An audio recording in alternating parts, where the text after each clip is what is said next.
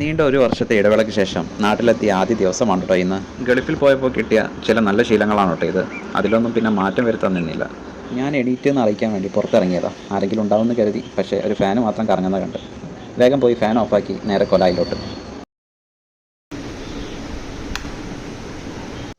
കൊലായിലെത്തിയപ്പോൾ ആ കാഴ്ച കണ്ട് ഞാൻ കുറച്ചു നേരം നോക്കിയെന്ന് പോയി. ഏതാ മഴ! ഏതൊരു പ്രവാസിയും ആഗ്രഹിക്കുന്ന ഒരു കാഴ്ചയാണ്. ഇപ്പോൾ ആണെങ്കിൽ ഗൾഫിൽ നല്ല ചൂടും. ഞാൻ വന്ന ടൈം ഏതായാലും തെറ്റിയില്ല എന്ന് മനസ്സിൽ കരുതി നേരെ ബാത്റൂമിലോട്ട്. എന്നാൽ കാര്യങ്ങളൊക്കെ കഴിച്ചു. ഇനി ഒന്ന് ഫ്രഷായിട്ട് പുറത്തോട്ട് ഇറങ്ങണം.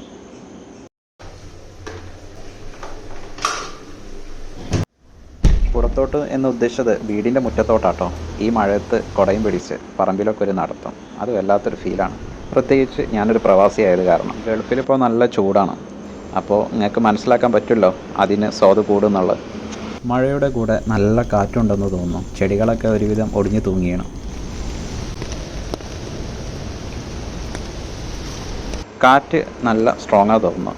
മുറ്റത്ത് ഓലയും തേങ്ങയൊക്കെ വീണെടുക്കുന്നുണ്ട്. അത് വേഗം പിന്നാമ്പുറത്ത് കൊണ്ടുപോയിട്ട് അവർക്കൊരു സഹായമാവല്ലോ. ഓല പോയിട്ട് ഒരു പുല്ല് പോലും കൈകൊണ്ട് തൊടാത്ത ആളായിരുന്നു ഞാൻ. പ്രവാസം കൊണ്ട് എന്തൊക്കെ മാറ്റങ്ങളല്ലേ. പിന്നെ മഴ, അതിൻ്റെ ഒരു ആംബിയൻസ്, പുറത്തിറങ്ങണം എന്നുള്ളൊരു പൂതി വന്ന ഉടനല്ലേ. ഇതൊക്കെ തുടക്കമായിരിക്കും.